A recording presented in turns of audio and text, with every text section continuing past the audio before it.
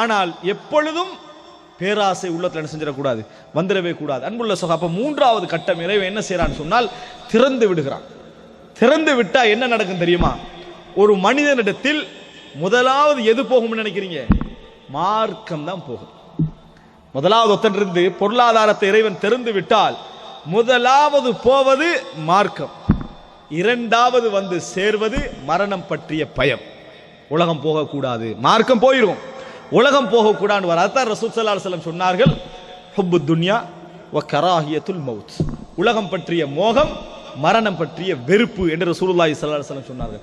ஏன் ரசூலுல்லாஹி ஸல்லல்லாஹு அலைஹி வஸல்லம் மக்கா பள்ளிவாயில் மதீனா பள்ளிவாயில் தொழுவிக்கிற நேரத்தில் நபித்தோழர்கள் செல்வம் தேவை என்று கேட்ட நேரத்தில் என்ன சொன்னாங்க ரசூல் ஸல்லல்லாஹு அலைஹி வஸல்லம் அவர்கள்? உங்களுக்கு ஒரு காலம் வரும், ரோம பாரசீகத்துடைய சொத்துக்கள் உங்களோட காலுக்கு கீழே கொட்டும் என்று சொன்னார்கள். காலுக்கு கீழ் கொட்டும் அப்படி என்று சொன்னார்கள். அந்த நேரத்தில் அன்புள்ள சகோதரர்களை ரசூலுல்லாஹி ஸல்லல்லாஹு அலைஹி வஸல்லம் அவர்களிடத்தில் சஹாபாக்கள் கேட்ட கேள்வி என்ன? அனஹ்னுல் யௌம கைர் அம் ஸாலிகல் யௌம். இன்றைக்கு நாங்கள் நல்லா இருக்கிறோமா, அன்றைய நாளில் இருப்போமா? ரசூலுல்லாஹி ஸல்லல்லாஹு அலைஹி வஸல்லம் சொன்னார்கள், அன்துமுல் யௌம கைர். இன்று நீங்கள் நல்லதொரு வாழ்க்கையிலே இருந்து கொண்டிருக்கிறீர்கள். ஒரு காலம் வரும், அந்த காலத்தில் பொருளாதாரம் இருக்கும், நீங்கள் ஒருவருக்கொருவர் சண்டை விடுத்து போட்டி போட்டுக் கொண்டிருப்பீர்கள் என்று ரசூலுல்லாஹி ஸல்லல்லாஹு அலைஹி வஸல்லம் அவர்கள் சொன்னார்கள். அன்புள்ள சகோதரர்களே, அபூ உபைதாவுடைய சொத்துக்களை பங்கிட்டு விட்டு ரசூலுல்லாஹ் என்ன சொன்னாங்க? ஆல் ஃபக்ர தகாஃபூன் லா அக்ஷா அலைக்குமுல் ஃபக்ர் இன்னமா அக்ஷா அலைக்குமுத் துன்யா. உங்களுக்கு நான் வறுமையை பயப்படவில்லை, உலகத்தை தான் நான் பயப்படுகிறேன். அன்புள்ள சகோதரர்களே, ரசூலுல்லாஹ் சொல்லியிருக்கிறார்கள், நிஅமல் மாலு ஸாலிஹ் லில் மர்இ ஸாலிஹ்.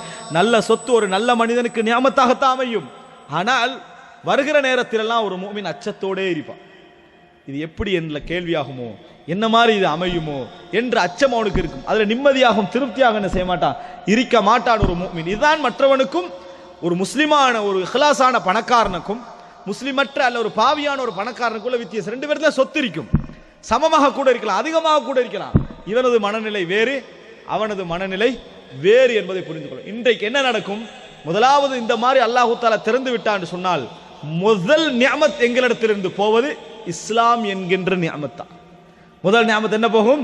இஸ்லாம் என்கின்ற நிஅமத். அதுக்கு பின்னால் எங்கட முழு நம்பிக்கையும் எதுக்கு மாறும் தெரியுமா? நம்ம அடைந்திருக்கக்கூடிய அந்த வசதி, வாய்ப்பு, சொத்து, சுகம், அதில் தான் மாறும். எதெல்லாம் இல்லாமல் இருந்த நேரத்தில் நாம் இறைவனை நம்பி இருப்போம், எதுவுமே இருந்திருக்காது, யாருமே உதவுறதுக்கு வழி இருக்காது, எவனுக்கு எங்களுக்கு தெரிஞ்சிருக்காது, அல்லாஹ்ட உதவி ஒன்று மட்டும்தான் எங்களோட வாழ்க்கையில இருந்திருக்கும். அதனால இறைவன் நிறைய தந்திருப்பான். அதுக்கு பின்னால அந்த நிறையதுல நம்பிக்கை வந்துடும், இறைவன் நம்பிக்கை போயிடும். இந்த நிறையதை விட்டா என் வாழ்க்கை என்ன அப்படின்னு தான் என்ன செய்வார்கள், இருப்பார்கள். அன்புள்ள சகோதரர்களே, எல்லாவற்றையும் இழந்த பின்னால் அப்துர் ரஹ்மான் அவுஃபிடத்தில் அந்த நபித்தோழர் கேட்டாரே, என்ன கேட்டாரு? உங்களுக்கு வந்து நான் என்ன செய்றேன், சொத்துல பகை தருகிறேன், மனைவியை விவாகரத்து செய்து முடித்து தருகிறேன் எல்லாம் கேட்டாரு. ஒன்றுமே சொல்லார், பயப்படக்கூட இல்லை. சிம்பிளா என்ன சொன்னார்? துல்லனி அல சூக், எனக்கு மார்க்கெட்டை காட்டிட்டாங்கடார், அவ்வளவுதான். இது வந்து வெறுமனே ஒரு வார்த்தை அல்ல, ஒரு ஈமானுடைய வெளிப்பாடு, ஒரு ஈமானுடைய வெளிப்பாடு. நொந்து கொள்ள கூட இல்லை, அவர்களை நொந்து கொள்ள கூட இல்லை. எனவே அன்புள்ள சகோதரர்களே, நாம் என்ன புரிந்து கொள்ளணும் என்று சொன்னால், எங்களிடமிருந்து எந்த நியமத்தும் போகலாம், எந்த நியமத்தையும் எடுக்கட்டும், எடுத்து விடலாம். தீன் என்ற நியமத் எங்களிடம் இருந்து போனால் அதுக்கு பின்னால இந்த உலகத்தில் எங்களுக்கு எல்லா விதமான ஆயுதங்கள், எல்லா விதமான வசதிகள், எல்லா விதமான பலமான ஆட்சி எல்லாம் இருந்துட்டாலும் தோல்வி நிச்சயம், தோல்வி நிச்சயம் என்பதை புரிந்து கொள்ள வேண்டும். அன்புள்ள சகோதரர்களே, அப்ப இது மிக முக்கியமான செய்தி. இந்த இடம் மிக முக்கியமான ஒரு அம்சம். அதாவது இந்த பகுதி இதுதான் ஒரு மனிதனை தூக்க முடியும், இதுதான் ஒரு மனிதன் என்ன செய்யலாம், எழுப்ப முடியும். அன்புள்ள சகோதரர்கள், எங்களுக்கெல்லாம் தெரியும், தாத்தாரிய அந்த முகலாயர்களுடைய யுத்தம் இஸ்லாமிய சமுதாயத்தையே கலங்கடித்த யுத்தம். அதெல்லாம் பக்தாதுல அவர்கள் 5 லட்சம் பேரை கொன்று குவித்து விட்டு போனார்களே, அதுக்கு பின்னால எகிப்துக்குள்ள அணுகிறார்கள். அணுகிற நேரத்தில் மன்னர் குத்ஸ் என்ன செய்யறாரு, தனக்குள்ள அவர் வந்து இஸ்லாத்துக்கு வந்தவர், அடிமையாக இருந்து விடுதலையாகி இஸ்லாத்துக்கு வந்து சிற்றரசை வச்சுக்கின்றவர். அவரோட ஆலோசனை கேட்கிறாரு. தன்னோடு உள்ள மன்னர்கள்ட்ட அந்த அவதானிகள்கிட்ட, அது போல உள்ள பக்கத்தில் உள்ள அமைச்சர்கள்ட்ட ஆலோசனை கேட்கிறாரு. எகிப்துக்குள்ள வரப்போறாரு, நீங்க என்ன முடிவு அப்படின்னு. எல்லா ஏரியாக்களுக்கும் எல்லா ஊர்களுக்கும் என்ன நடந்ததுன்னு பார்த்தோம். எல்லாரையும் எரிச்சிட்டாங்க, பெண்களை எல்லாம் கைது செஞ்சு தண்ட பகுதிகளுக்கு கொண்டு போறாங்க. மிகப்பெரிய இழிவு, நம்ம சரண்டர் ஆகிடுவோம் அப்படின்னு பலர் சொன்னார்கள். அப்ப குத்ஸ் சொன்னாரு, நான் சரண்டர் ஆக மாட்டேன், என்னோடு வருகின்றவர்கள் வரட்டும், என்னோடு வருகின்றவர் வரட்டும், என் உயிருக்கு மேலால் தான் எகிப்துக்குள் அவர்கள் நுழைய வேண்டும், என் உயிருக்கு மேலால் தான் நுழையணும். ஆட்சியை துச்சமாக மதிச்சார். அன்புள்ள சகோதரர்களே, அல்லாஹு தஆலா கொடுத்த முதல் வெற்றி அது. ஐன் ஜாலூத்தில் அவர்களை சந்திக்கிறார்கள். குத்ஸுக்கு அவர்களுடைய திறமை தெரிந்திருந்தது, அவர்களுடைய நடைமுறை தெரிந்திருந்தது. அதற்கு ஏற்ப யுத்தங்களை என்ன செய்தார்? அவர்களுக்கு மத்தியில் அணுகினார். ஐன் ஜாலூத்தில் அவர்களுடைய தாக்குதல் தாங்க முடியாமல் அப்படி பின்வாங்கி ஓடுகிறார்கள். பலஸ்தீனிய நதி அது, பின்வாங்கி ஓடுறாங்க. அப்ப குத்ஸ் சொன்ன ஒரே வார்த்தை என்ன தெரியுமா? அல்லாஹும்ம உன்சுர் அப்தக குத்ஸ், யா அல்லாஹ் உனது அடிமை குத்ஸுக்கு நீ உதவி செய், இந்த இடத்தில் உன் எதிரிகளுக்கு எதிராக உதவி செய் என்று சொல்லி நம்பி என்ன செய்தாரு? அந்த களத்தில் இறங்கினார். அல்லாஹு ரப்புல் ஆலமீன் அந்த இடத்திலிருந்து வந்தவர்களை, தாத்தாரிய பிரதேசத்திலிருந்து முகலாய பிரதேசத்திலிருந்து வந்து எல்லா பெரிய வல்லரசுகளும் தோற்கடிக்க முடியாமல் புகாரா பத்தி எறிந்தது, எல்லாம் பத்தி எறிந்து இஸ்லாமிய ஆட்சி தலைமையகம் பத்தி எறிந்தது. எறிந்த பின்னால சாதாரண ஒரு சிற்றரசருடைய சுஜூத் அவர்களை திருப்பி அடிக்க வச்சு கதி கலங்கினார்கள். அன்றைக்கு முஸ்லிம் சமுதாயம் வெற்றி பெற ஆரம்பித்தது சகோதரர்களை. எந்த அளவுக்கு என்றால் 2 விஷயம் நடந்தது. ஒன்று, அவர்கள் ஒதுங்கினார்கள், பலர் முஸ்லிம்களாகினார்கள். பலர் என்ன செய்தார்கள்? முஸ்லிம்களாகினார்கள். எதனால வந்தது? இஸ்லாமிய ஹிலாபத் சகோதரர். அப்ப எல்லாம் நம்ம என்ன நினைக்கிறோம்? இஸ்லாமிய ஹிலாபத் இருந்தால் முஸ்லிம்களுக்கு விடுவு கிடைக்கும் என்று. ஹிலாபத்துடைய தலைமையகத்தில் 5 லட்சம் பேரை போட்டாங்க. எத்தனை பேர்? 5 லட்சம் பேர். அந்த அதாவது தொற்று நோய் பரவியது, மழை பொழிந்தது, தொற்று நோய் பரவியது பக்தாதுல. இஸ்லாமிய ஹிலாபத் இருந்த நேரம் அல்லாஹ் யாருக்கு உதவியை கொடுத்தான்? வெற்றியை கொடுத்தான். மன்னர் குத்ஸ், சாதாரண ஒரு சிற்றரசர். ஆனால் அவர் ஒரு விஷயத்தை நம்பினாரு, நான் இழிவடைய தயாராக இல்லை, சரண்டராக தயாராக இல்லை, நான் அல்லாஹ்வுடைய பாதையில் ஷஹீதாகணும், வருகின்றவங்க வாங்கன்றாங்க, அவ்வளவுதான். நிறைய பேர் அவருக்கு பின்னால் என்ன செய்தார்கள்? போனார்கள், போராடினார்கள், மரணித்தார்கள். அல்லாஹ் தஆலா வெற்றியை கொடுத்தான். எகிப்துக்குள்ள வர கிடைக்கவில்லை, அதற்குள்ள நுழைய கிடைக்கவில்லை. ஆனால் பக்தாத் முடிஞ்சு, தலைமையகம் முடிந்தது. அதுக்கு பின்னால் எழுச்சி பெற்றார்கள், அது வேறு அம்சம். ஆனால் என்ன சொல்ல வருகிறேன் என்று சொன்னால், ஒருவரிடத்தில் ஆட்சி வந்தாலும் சரி, பெரும் பொருளாதாரங்கள் வந்தாலும் சரி, மிகப்பெரிய விஷயங்கள் கிடைத்தாலும் சரி, தன்னிடத்திலிருந்து தீன் போகாமல் பாதுகாத்துக் கொள்ள வேண்டும். மார்க்கம், அல்லாஹ், ரசூல், அந்த விஷயம் போகாமல் பார்த்துக் கொள்ள வேண்டும். அது இல்லாமல் ஒரு காலமும் ஒரு தனி மனிதனுக்கோ, ஒரு ஊருக்கோ, ஒரு சமூகத்துக்கோ, ஒரு ஆட்சிக்கோ விடிவு கிடைக்கவே கிடைக்காது. சில வெற்றிகள் கிடைக்கலாம், ஆனால் இஸ்லாமிய சமுதாயத்துடைய வெற்றியாக அது நிலைக்காது. இஸ்லாமிய சமுதாயத்தின் வெற்றியாக அது நிலைக்காது. இந்த சமுதாயம் எழுந்தது தீனால்.